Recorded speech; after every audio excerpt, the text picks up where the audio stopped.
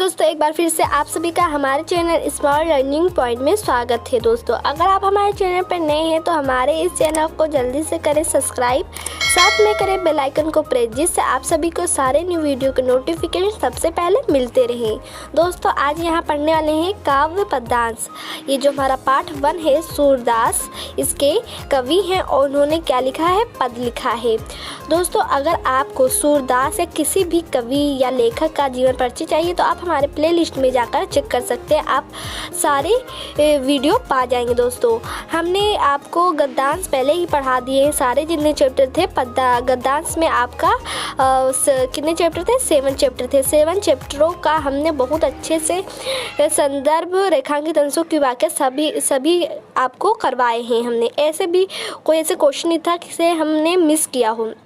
तो आप अगर आपने गद्यांश का सारे चैप्टर, मित्रता, इन सब का लेसन का नहीं देखा वीडियो तो आप हमारे प्लेलिस्ट में जाकर देख सकते हैं।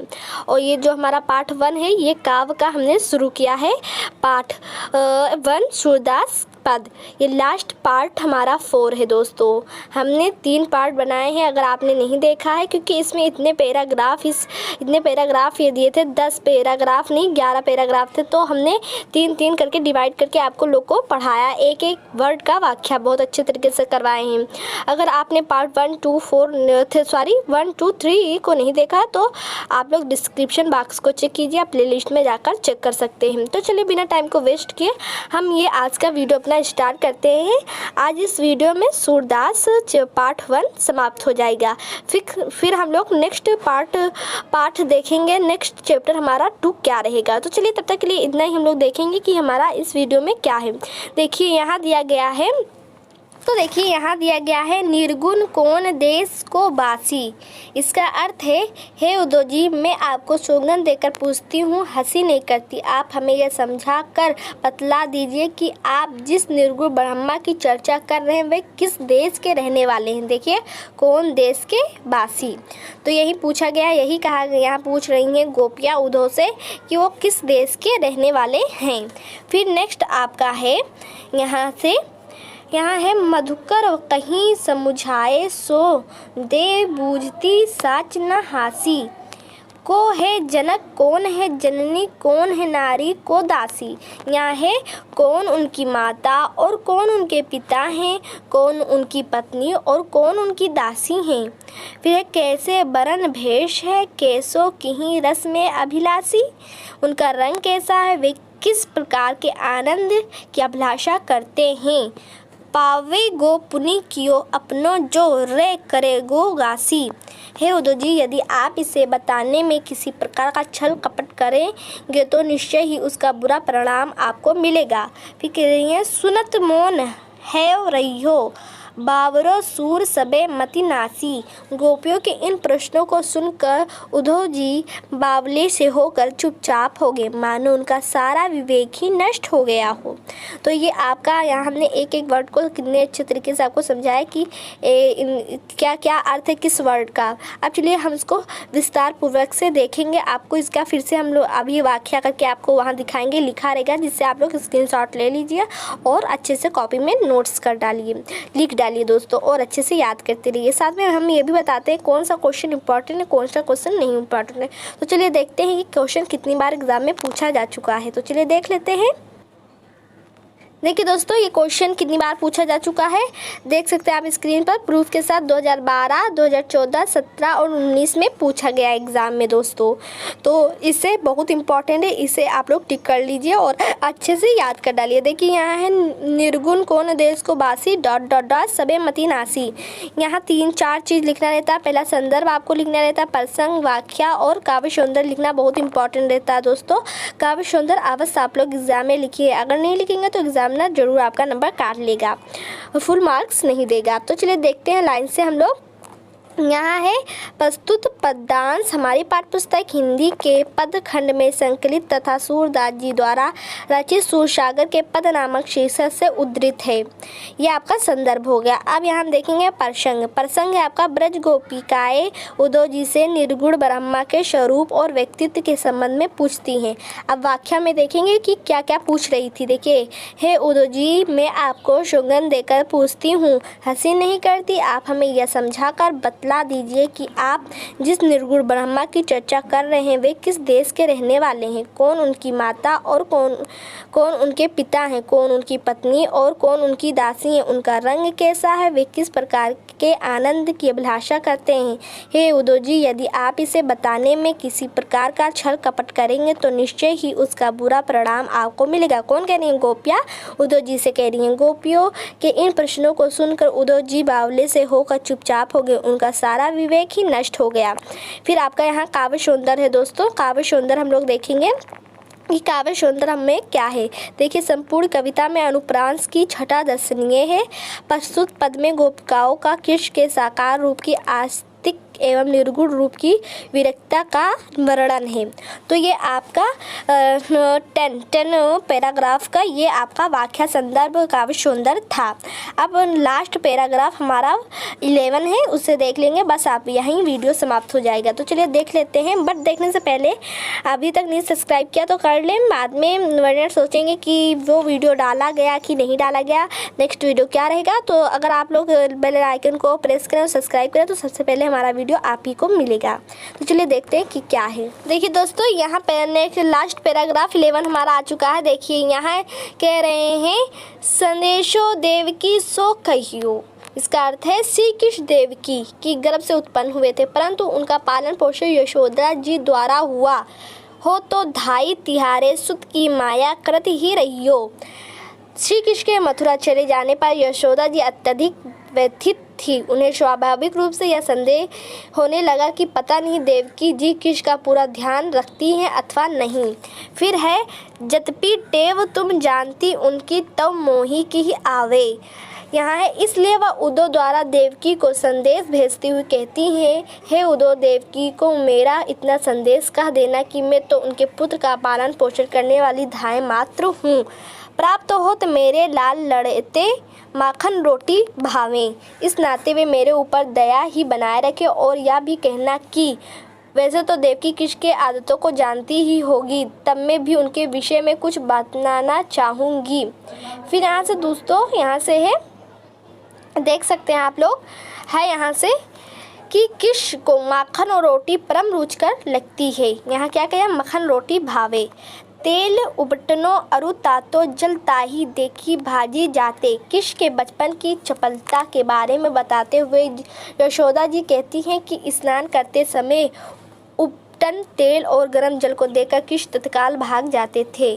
फिर है, जोई जोई मांगत सोई सोई देती, करम करम करी के नहाते। उस समय जिस वस्तु की वे मांग करते थे मैं उन्हें देती थी, तब कहीं वे धीरे धीरे स्नान करते थे। फिर यहाँ से है दोस्तों, सूर पथिक सुन मोही रेनी दिन बढ़ियो राहत और सोच। सूरदास के अनुसार माता यशोदा उद्धव से कहती हैं कि अब मुझे दिन रात इसी बात की सोच रहती है कि मेरा अत्यंत दुलारा कृष्ण उनके यहाँ भोजन करने कहीं संकोच तो नहीं करता। देखिए, मेरी अलग लड़े तो मोहन है वे कर संकोच। देखिए, संकोच कि कहीं कुछ खाने में तो संकोच नहीं करता है। तो अब देखते हैं इसका हम लोग अच्छे से, और आप लोग स्क्रीनशॉट ले लीजिएगा। अभी हम आप लोग को दिखाते हैं, स्क्रीन पे लिखा हुआ रहेगा वाक्य, तो उससे स्क्रीनशॉट लिख कर ले और अच्छे से नोट्स कॉपी में उतार लीजिएगा। तो चलिए देखते हैं कि हमारा क्या है। और हाँ दोस्तों, यह वीडियो हमारा कैसा लगा है कमेंट्स में ज़रूर बताना ना भूलिएगा। तो चलिए देखते हैं कि हमारा क्या है। देखिए दोस्तों, यहाँ आ गया है, संदेशो देवकी सो ... है, फिर करत संकोच, फिर यहाँ संदर्भ पहले है, फिर प्रसंग है, वाक्य है, फिर काव्य सुंदर है। तो चलिए देखते हैं कि क्या क्या हमारा किस प्रकार से दिया गया है। देखिए, प्रस्तुत पद्यांश हमारी पाठ्य पुस्तक हिंदी काव्य के पदखंड के में संकलित तथा सूरदास जी द्वारा रचित सूरसागर के पद नामक शीर्षक से उद्धृत है या लिया गया है। फिर यहाँ प्रसंग है आपका, देखते हैं प्रसंग हमारा क्या है। देखिए, प्रस्तुत पंक्ति में यशोदा के व्यक्ति हृदय का चित्रण है। श्री कृष्ण देवकी के पास मथुरा चले गए हैं। यशोदा ने उद्धव के द्वारा देवकी के लिए संदेश भेजा है। तो ये आपका प्रसंग था। अब हम लोग वाक्य विस्तार पूर्वक से देखेंगे। ये देखिए, है श्री कृष्ण देवकी के गर्भ से उत्पन्न हुए थे, परंतु उनका पालन पोषण यशोदा जी द्वारा हुआ था। श्री कृष्ण के मथुरा चले जाने पर यशोदा जी अत्यधिक व्यथित थी, उन्हें स्वाभाविक रूप से यह संदेह होने लगा कि पता नहीं देवकी जी किश का पूरा ध्यान रखती हैं अथवा नहीं। इसलिए उद्धव द्वारा देवकी को संदेश भेजती हुई कहती हैं कि हे उद्धव, देवकी को मेरा इतना संदेश कहा देना कि मैं तो उनके पुत्र का पालन पोषण करने वाली धाय मात्र हूँ, इस नाते मेरे ऊपर दया ही नहीं बनाए रखें। और यह भी कहना कि वैसे तो देवकी श्री कृष्ण की आदतों को जानती होंगी, तब भी मैं उनके विषय में कुछ बतलाना चाहती हूँ कि प्रातःकाल उठते ही प्यारे कृष्ण को माखन रोटी और परम रुचिकर लगती है। कृष्ण के बचपन चपलता के बारे में बताते हुए यशोदा जी कहती हैं कि स्नान करते समय उपटन तेल और गर्म जल को देकर श्री कृष्ण तत्काल भाग जाते थे। उस समय जिस वस्तु की मांग करते थे मैं उन्हें देती थी, तब कहीं वे धीरे धीरे स्नान करते थे। सूरदास जी के अनुसार माता यशोदा उद्धव से कहती हैं कि अब मुझे दिन रात इसी बात की सोच रहती है कि मेरा अत्यधिक दुलारा कृष्ण उनके यहाँ भोजन करने में कहीं संकोच तो नहीं करता। देखिए दोस्तों, हमने कितने अच्छे के तरीके से पैराग्राफ को आपको समझाया। आई होप समझ में आया होगा, पसंद भी आएगा, तो इसे अपने फ्रेंड्स में भी शेयर करें दोस्तों। और यह वीडियो कैसा लग रहा है ज़रूर कमेंट्स करना ना भूलिए। तो चलिए देखते हैं कि हमारा नेक्स्ट काव्य सुंदर दोस्तों, यहाँ काव्य सुंदर आपका आ चुका है, स्क्रीन पर देख सकते हैं। यहाँ थोड़ा सा बड़ा है, पर हम आपको अभी बताते हैं कितने टॉपिक आपको लिखते हैं किस प्रकार से। देखिए, यहाँ माता के हृदय के सहज उद्गार व्यक्त हुए हैं। यद्यपि श्री कृष्ण अधिक ऐश्वर्य के स्थान पर पहुँच गए हैं, फिर भी माता यशोदा उनके विषय में चिंतित दिखाई गई हैं।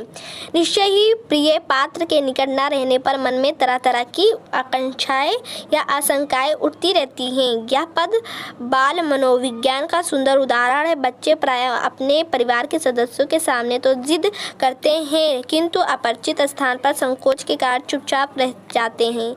चौथा आपका, श्री कृष्ण की वास्तविक माँ होते हुए भी देवकी उनके लिए अपरिचित थी, अतः यशोदा श्री कृष्ण के संकोच का स्पष्ट कारण देखती हैं। स्मृति संचारी की स्मायक योजना की गई है। फिर दोस्तों, बस आपको ज़्यादा नहीं लिखना है, हम आपको बता रहे हैं कितने टॉपिक्स लिखने हैं आपको। इतना देखिए, ये लिख देना कि इसमें स्मरण, अनुप्रास तथा जोई जोई, सोई सोई और क्रम क्रम में पुनरुक्ति प्रकाश है। फिर भाषा लिख देना ब्रज है, और 8वां मतलब इसे 1 करके लिखना, इसे 2 लिखना, इसे 3 करके लिखना, और लिखना तीसरे में छंद गए पद है, और चौथा आपका रस वत्सल है, और 5वां गुण मधुर है, और यहाँ लिखना छठा 11 ना लिखना शब्दास्तिक अभिधा है। तो देखिए दोस्तों, आपको इतना लिखना है, इसे लिखने की कोई ज़रूरत नहीं है दोस्तों। बस आप इतना ही आपका काव्य सुंदर में लिख देते हैं तो आपको पूरा फुल मार्क्स मिल जाएगा। आई होप दोस्तों यह वीडियो बहुत पसंद आया होगा, समझ में आएगा, तो अपने फ्रेंड्स में इसे शेयर करें और इस वीडियो को लाइक करना ना भूलिए। साथ में हमें ये बताइए कि हमारा ये वीडियो आपको कैसा लगा, और सब्सक्राइब करें, साथ में बेल आइकन को प्रेस करें, जिससे आप सभी को हमारे सारे न्यू वीडियो के नोटिफिकेशन मिलते रहें। दोस्तों, हम लोग नेक्स्ट वीडियो में मिलेंगे। नेक्स्ट वीडियो में जो हमारा लेसन रहेगा वो 2 है, गोस्वामी तुलसीदास ने लिखा है धनुष भंग। दोस्तों, धनुष भंग लिखे हैं, तो धनुष भंग के बारे में अब हम नेक्स्ट वीडियो के साथ में मिलने वाले हैं, और उसमें एक एक वर्ड का व्याख्या बताएंगे, आपको अच्छे से समझाएंगे कौन से वीडियो को आने वाले हैं, कौन से नहीं इम्पॉर्टेंट है। दोस्तों, अगर आपको गोस्वामी तुलसीदास का भी जीवन परिचय चाहिए तो आप हमारे प्लेलिस्ट में जाकर चेक कर सकते हैं, आप लोग पा जाएंगे। तो तब तक के लिए इतना ही, नेक्स्ट वीडियो में फिर से मिलेंगे। Thanks for watching this video.